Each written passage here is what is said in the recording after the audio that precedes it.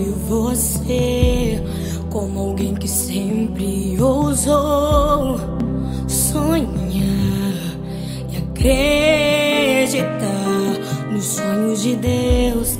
Quero me lembrar dos verões, quero me lembrar das canções e das lições que me ensinou.